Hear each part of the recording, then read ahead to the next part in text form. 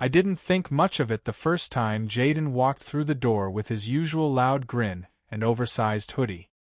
He was 18, freshly graduated, and full of that careless, cocky energy only the young seem to have in abundance. Eli, my boyfriend of 3 years, called him the little brother I never had, but that wasn't what I saw when Jayden flopped onto our couch and spread out like he owned the place. I saw potential danger wrapped in innocent chaos. He started coming around more often after he finished high school. Said he didn't like being home much. His parents were on his case about college, about life. We let him crash on our couch a few nights a week, sometimes unannounced. Eli didn't mind.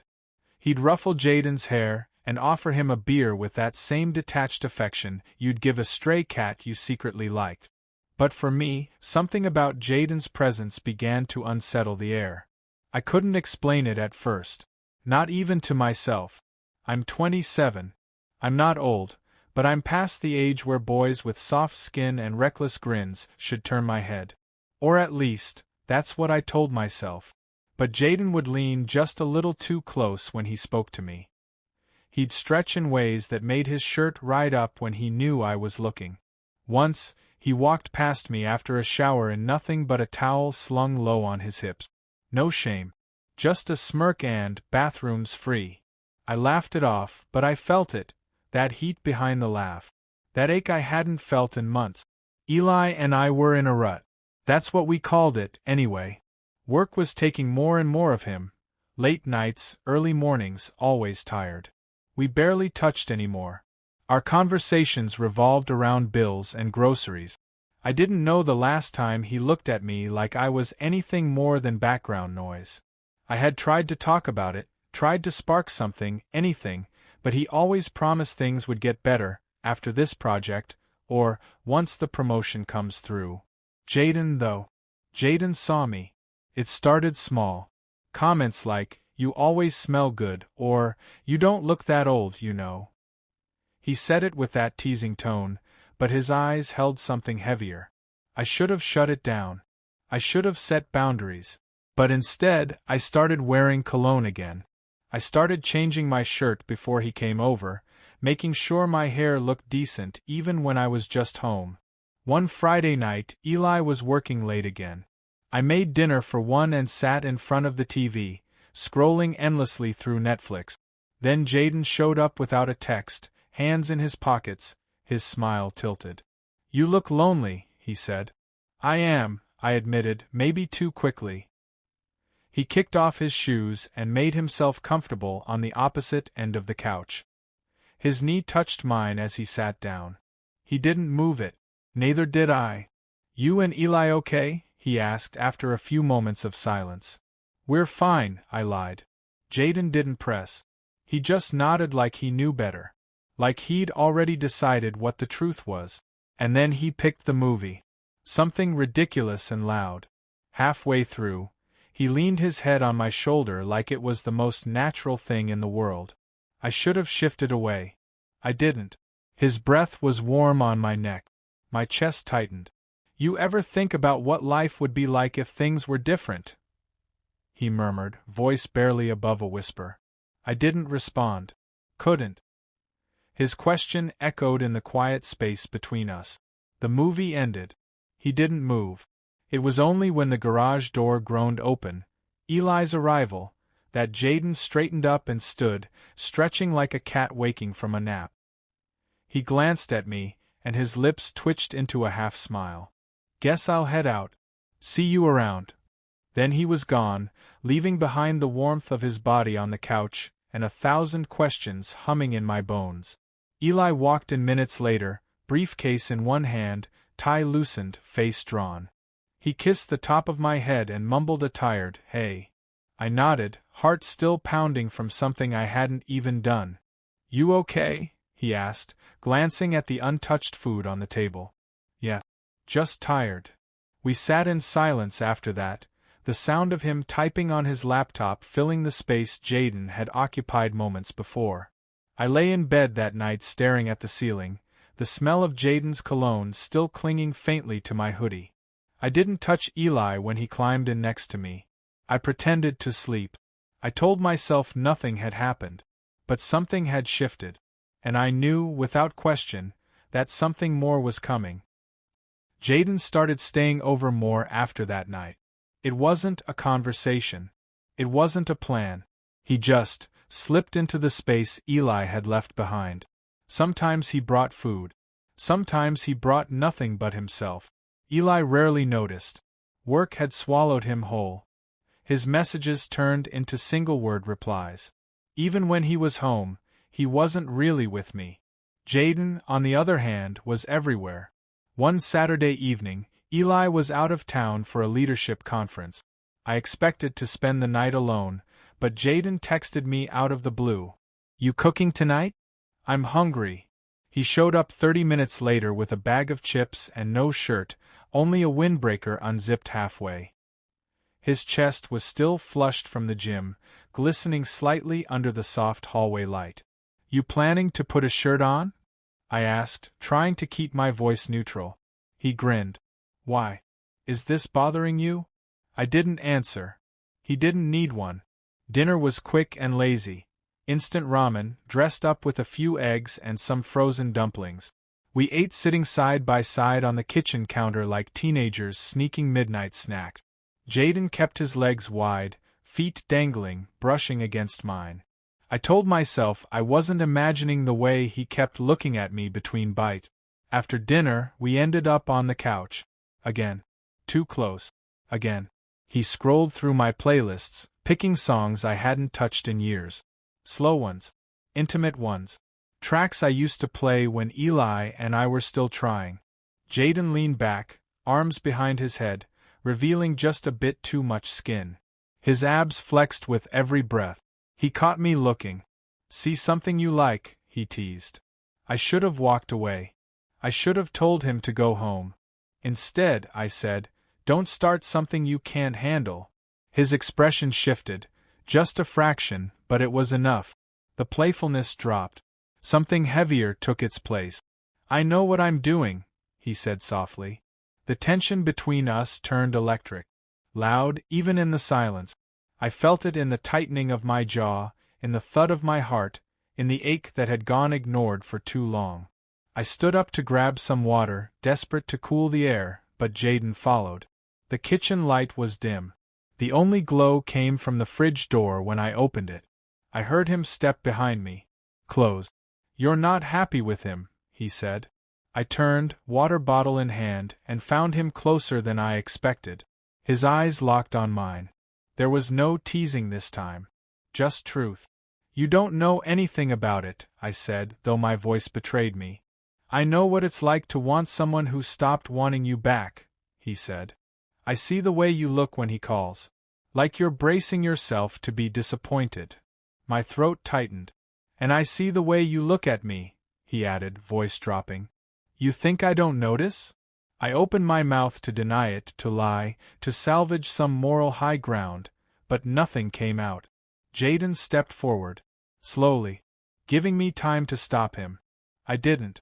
He reached out, fingers grazing the hem of my shirt. My breath hitched. His hand lingered there, heat pouring into my skin. "Tell me to stop," he whispered. But I didn't. I couldn't. The space between us vanished. His lips brushed mine, not a full kiss, but a question waiting for an answer. And I gave it. I pressed in, met him there, drowning in a hunger I hadn't allowed myself to feel in too long. It didn't last long. Just a moment. Just enough. I pulled back first, breath ragged. Guilt surged, white-hot and immediate. "Go," I said, barely able to meet his eyes. Jayden didn't argue. He just nodded once, jaw tight. He left the house without another word. I sat in the kitchen, hands shaking, every nerve alive and screaming. The front door clicked shut. The silence that followed was deafening.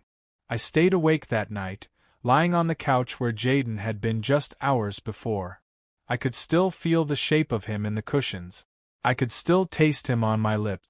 This wasn't some harmless flirtation anymore. A line had been crossed. Not fully, not yet, but enough to change everything. And the worst part? I wanted more. It happened on a Wednesday. I came home early from work.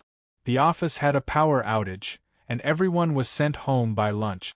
I didn't tell Eli. I figured I'd surprise him. Maybe we could have a rare early dinner together, reclaim a little normalcy. I even picked up his favorite wine on the way back.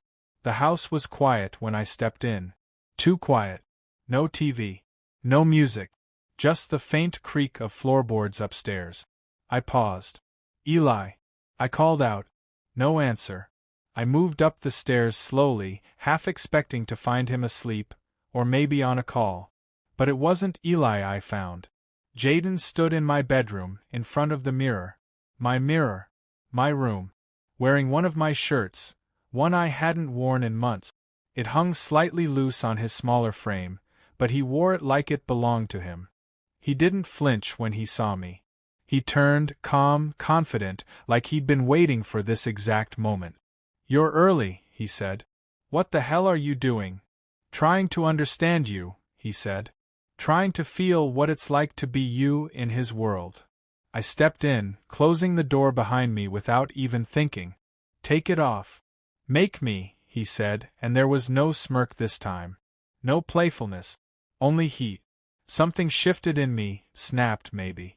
My restraint, my guilt, all the reasons I'd used to keep myself away from him, they cracked. I crossed the room in seconds, grabbed him by the front of the shirt, and pulled him toward me. You don't get to play games with me, I whispered. This isn't a game, he breathed. Not to me. Then he kissed me. This wasn't like the last time. This wasn't a brush of lips or a hesitant question. This was desperate.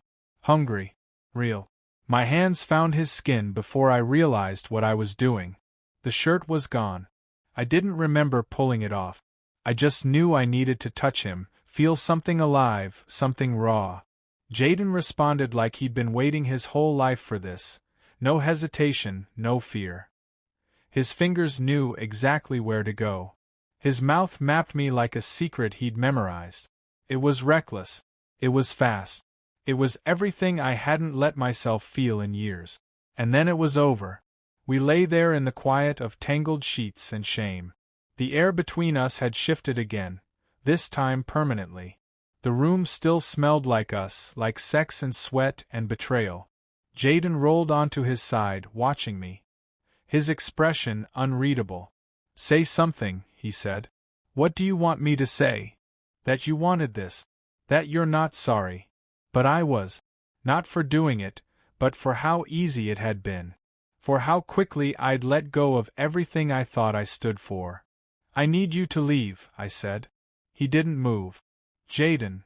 I know, he cut in. I know you have a life. A man. A plan. I just thought maybe I could be part of it. I sat up, pulling the sheets around my waist like they could shield me from the mess we'd made. You were never supposed to be more than a friend. Then why do you look at me like that? He asked. I didn't have an answer. He stood, slowly, pulling on his clothes. No rush. No shame. You can try to pretend this didn't happen, he said as he opened the bedroom door, but I won't. The door clicked shut behind him. And I was alone. For the first time, truly alone. The wine bottle I'd brought for Eli still sat downstairs, unopened on the counter. I stared at it from the top of the stairs, numb. I didn't know what I'd just destroyed. My relationship? My integrity? Maybe both. But as I stood there in the aftermath, my body still aching from what we'd done, one thing echoed louder than anything else. I wanted him again. Eli found out 2 days later. I don't know if it was intuition, the shift in how I moved, or maybe something I left behind, some stray scent on the sheets or an unfamiliar shirt folded wrong in the laundry. He wasn't a fool. We may have been distant, but he knew me better than anyone else. He noticed the subtle changes. And when he asked me point-blank, I didn't have it in me to lie. It was Jayden, I said, voice hollow. Eli didn't yell. He didn't cry. He just sat down slowly on the edge of the bed, our bed, and said, How long? Once, I said, but it sounded like a joke. One didn't mean less. One didn't make it forgivable. One didn't erase the fact that I had wanted it, that I still wanted it even as I stood in front of the man I'd shared my life with. He ran a hand through his hair, staring at the wall like he could see every moment that led us here playing like a silent film. I thought we were just tired, he said. That we'd get through it like we always have. I stayed quiet. He turned to me then, eyes red but dry. And Jayden? Did he mean something to you? I hesitated. That was enough of an answer. He didn't ask me to leave. He didn't tell me to stay. He just walked into the guest room and shut the door behind him. The slam wasn't loud, but it echoed, somehow louder than any shouting would have. The silence that followed felt final. Jayden didn't reach out. Not for days. When he finally did, it was a text. Simple. Did he find out? I didn't answer. He sent another. I miss you. This time I did reply. You shouldn't. He asked to meet. Said he needed to see me, needed closure. I told myself it would be the last time. One final talk to untangle what had become a mess of lust and guilt and something that looked like love but couldn't be. We met at a park across town, somewhere neutral, public, open. Jayden looked tired. Less cocky, more real. Like the weight of what we'd done had finally settled on him too.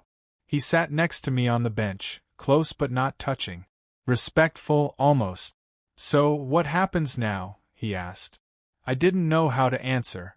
Every option felt like a betrayal. I don't hate you, I said. But I can't be with you. Because of Eli. Because of me, I replied. Because I let something happen when I knew better. Because I used you to feel something again. Jayden looked away, jaw clenched. So that's all I was? No, I admitted. You made me feel wanted. You reminded me that I'm still alive. That I can be touched, seen, desired. But that doesn't mean this was right. He turned toward me then, eyes glassy but defiant. You don't get to pretend it didn't mean something.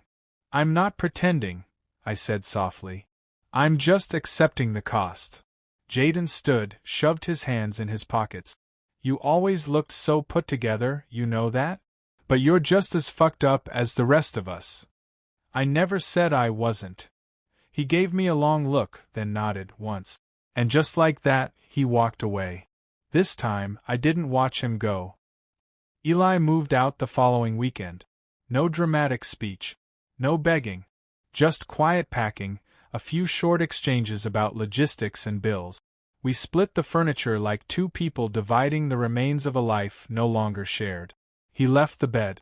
Took the couch.